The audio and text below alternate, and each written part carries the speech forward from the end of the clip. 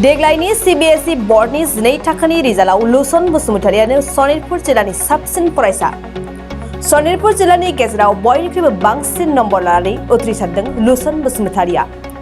देग्लायनि Cbse बोर्डनि रिजाल्टआव Lucerne बसुमतारिया गासै 95.4 जौखोन्दो लानानै उथ्रिसारदों। सनितपुर जिल्लानि सिङाव थानाय टेलामारानि टिचार कलनीनि नवीन सन बसुमतारी आरो सुबाना बसुमतारीनि फिसाज्ला लुसन बसुमतारिया। सनितपुरनि JNV फरायसालिनि फरायसामोन लुसन बसुमतारिया। रिजाल्टआव साबसिन उथ्रिसारनो हानानै लुसन बसुमतारिया जिल्ला आरो गामिजों लोगोसे फरायसालिखौबो गोग्गानाय खालामदों। दिनै बे गोजोननायखौ लानानै सनितपुर जिल्ला दुलाराय बर' फरायसा आफादा नखराव थांनानै फरायसाखौ बरायहैदों। मख'नो गोनांदि लुसन बसुमतारिया 12 थाखोनि जोबथा आनजादाव मोजाङै उथ्रिसारनायनि अनगायैबो JEE नि आनजादावबो उथ्रिसारनो हादों। रिजाल्ट लाबोनो हाबाय बेवहाय नोंथाङा मा फोरमायो माबायदि मोनदों? आंथ' माने प्राउडफुल फिल खालामदों। मानो होनब्लानो दा गासैथिंनिफ्राय खोनानाय बायदिब्ला दा फिसालानि जा स्कर बा जाबायदिहै माने मार्क मोनदों बिदिबाथ' एसे माने मुंखौ माने फोसावजानायनि लेभेलाव दङ होननानै बुंजायो। थ' जियानो जायाथों आंहा मोनसे प्राउडफुल बेनो माने एकाडेमिक जि स्टाडि दंमोन बा माने जि देवना दंमोन बेजों पेरेलेलहै बियो माने JEE मेन्सनिखौ माने समान समान माबाहा मार्कआवहा माने स्करखौ लाबोनो हादों आरो बिदि क्वालिफाइ जादों आरो आं बेखायनो गोजोननाय मोनदों। आरो हानाय बायदिब्ला जोंनि जेसां नेक्स्ट जेनेरेसन दङ बिथांमोनखौबो माने थिग बेबायदिनो पर्यायाव बेबायदि मोनसे स्टेजाव थांनो हानायखौ आं हास्थायो।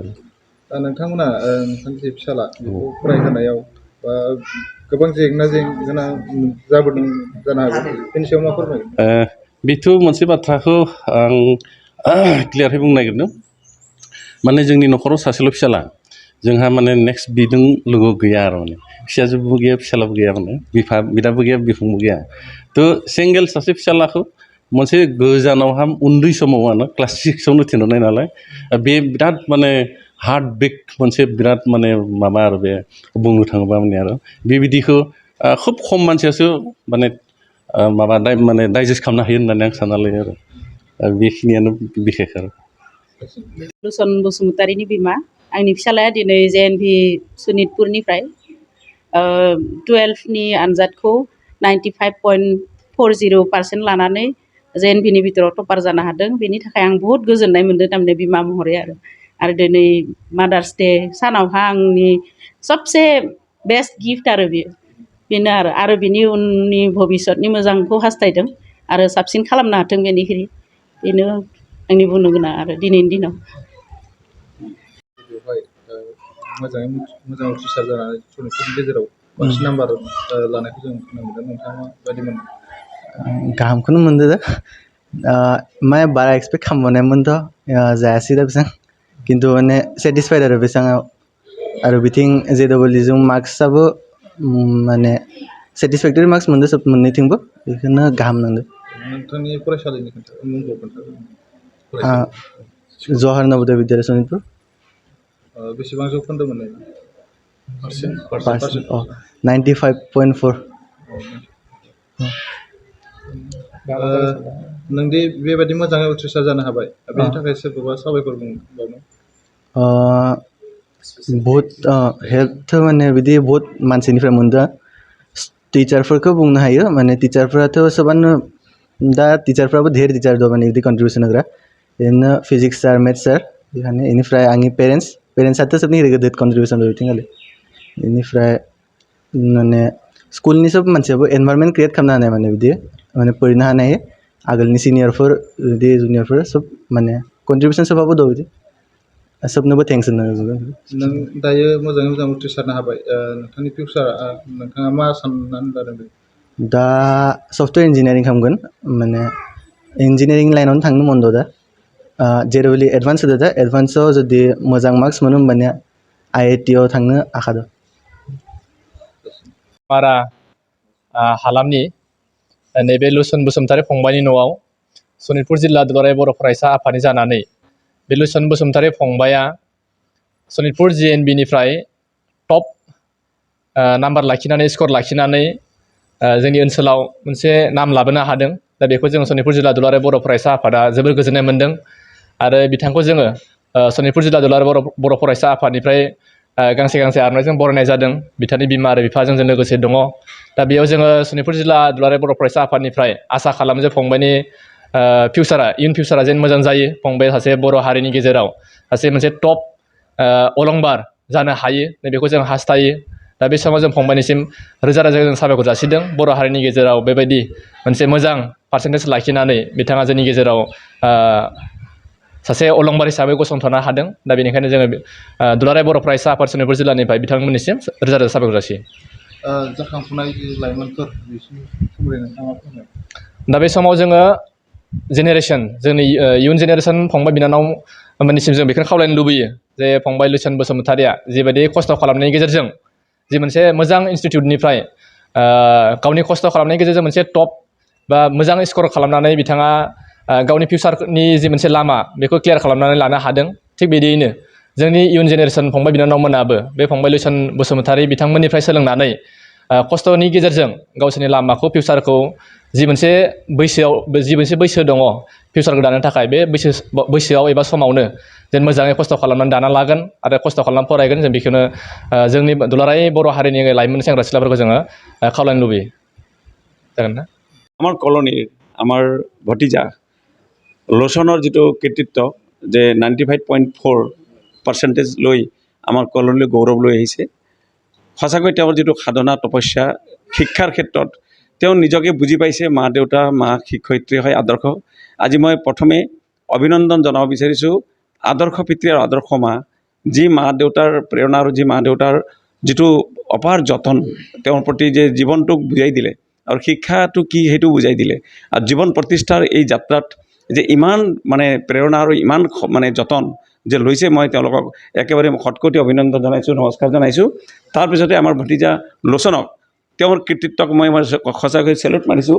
মানে এইকাৰণে চেলুট মাৰিছোঁ যে তেওঁ আচলতে আমি যিটো ইমান ভাবাই নাছিলোঁ, আমি মানে ভাবিব নোৱাৰা ৰিজাল্ট কৰি দিলে। এইটো তেওঁ আচলতে 100%ৰ ছাত্ৰ হয়।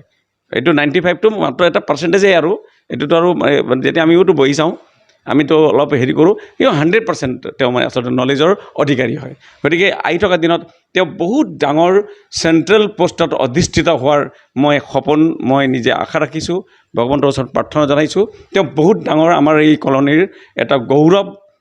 এই গৌৰৱটো আৰু বাঢ়ি যাওক আৰু সুন্দৰ হওক আৰু আমাৰ শোণিতপুৰ আমাৰ যিটো মানে একেবাৰে সাংস্কৃতিক জনগোষ্ঠী বড়ো জাতি, আমাৰ সাংস্কৃতিক যি আমাৰ এই যিটো আমাৰ ধাৰা এইটো তেওঁ এটা বাহক হৈ পৰক আৰু জাতিৰ সেৱা the service to the nation এইটো এটা তেওঁ কৰক, সেইটো আমি আশা ৰাখিছোঁ। আৰু ইও এটা আদৰ্শ হৈ থাকক যে ছাত্ৰ কেনেকুৱা হ'ব লাগে, সেই কথাটো আজি আমি ৰাখিছোঁ। আৰু আজি আমি তাৰমানে আচলতে মানে এটা কথা কি এনেকুৱা এটা আমি মানে তেওঁ ৰিজাল্ট শুনাৰ লগে মোৰ উশাহ বন্ধ হোৱাৰ নিচিনা হ'ল, মানে আনন্দত পটককৈ শুনিলোঁ। আমাৰ মিছেছে ক'লে মই আমি বিদ্যালয়ৰ ব্যস্ততাৰ মাজত আহিব পৰা নাছিলোঁ। মই পটককৈ মই দেখিলোঁ নাই আজি মই ৰবিবাৰ ঘৰত আছোঁ, মই আজি গৈ মানে লোচনৰ ওচৰ পাওঁ। ইতিমধ্যে মোৰ সৌভাগ্য আপোনালোক আহি ইয়াতে তেওঁৰ লগত সাক্ষাৎ লৈ আছে, তেওঁ এটা মানে ৰিপৰ্টছ লৈ আছে। আৰু এইটো বৰ সুন্দৰ এটা মুহূৰ্তত আহি পেলাই সঁচাকৈ ভাল মন এটা লৈ আহিছোঁ যে তেওঁক এটা মানে অভিনন্দন জনাবলৈ ভাল মন লৈ আহিছোঁ। মোৰ মানে এক উশাহত পাই থকা ওচৰতে ঘৰ। গতিকে এই কথাখিনি তেওঁলোকক ৰাখিছোঁ আৰু বেছি আনন্দ লাভ কৰিছোঁ। এইকাৰণে কি জানে, আমি তাৰমানে আচলতে ছাত্ৰজনক আমি তাৰমানে আগৰ পিছে লোচনক দেখাই নাপাওঁ, আমি দেখাই নাপাওঁ। আচলতে তেওঁ শিক্ষাৰ এই যে শিক্ষাত তেওঁ ব্ৰতী হৈ আছে সেইকাৰণে দেখা পোৱা নাছিলোঁ। আজি আমি এনেভাৱে দেখা পাইছোঁ, তেওঁক লগ পাইছোঁ যে আজি তেওঁ এটা মানে সুখ্যাতি অৰ্জন কৰি আজি এই বাৰ্তা সমাজলৈ যাই আছে, এই বাৰ্তা আমাৰ জাতিলৈ যাই আছে। আৰু গতিকে আমি গৌৰৱ কৰিছোঁ। আৰু এজন আপোনালোকে জানে ইয়াতে আমাৰ উদ্দীপ্ত বড়ো, তেওঁ বৰ্তমান ইণ্টাৰনেশ্যনেল এম্বেচেডৰ ষ্টুডেণ্টছ এম্বেচেডৰ হৈ পৰিছে। তেওঁ নেদাৰলেণ্ড ইউনিভাৰ্চিটিৰ তেওঁ প্ৰফেচৰ বৰ্তমান, তেওঁ এতিয়া PhD কৰি আছে। তেওঁ আছে বেংগালোৰ। তেওঁ মই 4 মাহ পঢ়াইছিলোঁ, গতিকে সিদিনা লগ পাইছিলোঁ। গতিকে সেই যাত্ৰাত মানে এনেকুৱা যাত্ৰাত তেওঁ অধিষ্ঠিত হওক, পৰ্যবেক্ষিত হওক, ৰূপান্তৰিত হওক, এই আশাৰে ভগৱন্তৰ ওচৰত শ্ৰীচৰণত প্ৰাৰ্থনা জনাইছোঁ। আপোনালোককো ধন্যবাদ জনাইছোঁ। আমাৰ মানে এই আমাৰ যিটো হেৰি আৰু মানে আমাৰ প্ৰিন্স মিডিয়াক আমি ধন্যবাদ জনাইছোঁ। আপোনালোকে ইমান সুন্দৰ বাৰ্তা ৰাইজৰ ওচৰলৈ লৈ যাবৰ কাৰণে যে আহিছে তাৰ কাৰণে অশেষ ধন্যবাদ জনাইছোঁ। ধন্যবাদ। जिसे थाखोआव मुं थिसननो गोनां फरायसाफोरनि थाखाय मोनसे गोनां फोसावथाय। क'क्राझार दा रिलेटिभ पाब्लिक स्कुलाव थाखो 10सिम मुं थिसननाया सोलिगासिनो। साइन्स आरो आर्ट्स मोन्नैबो आयदायाव थाखो 10नि मुं थिसननाया सोलिगासिनो। मुं थिसननायजोंनो लोगोसे साइन्स आयदानि फरायसाफोरनो स्कलारशिप टेस्टनि सुबिदा होनाय जागोन। बेनि गेजेराव फरायसाफोरखौ टप 3 सायख'नाय जागोन। 75% आरो स्कलारशिप टेस्टनि काट अफ मार्क जागोन। टपार जानो हानाय फरायसाफोरा 100% स्कलारशिपनि सुबिदा मोननो हागोन। टपार फरायसाफोरनो क'क्राझार दा रिलेटिभ पाब्लिक स्कुला 2 बोसोरनि बेसेन नाङाजासे सोलोंथाइ लानो सुबिदा होगोन। फैगौ 13 मे खालि फुंनि 10 बाजिनिफ्राय 12 बाजिसिम स्कलारशिपनि टेस्टखौ लानाय जागोन। आबुं मिन्थिनो थाखाय 7086401137 नङाब्ला 9435704380 जानबुं अनजिमा आरो relativepublicschool@gmail.com आवबो जगाजग खालामनो हागोन।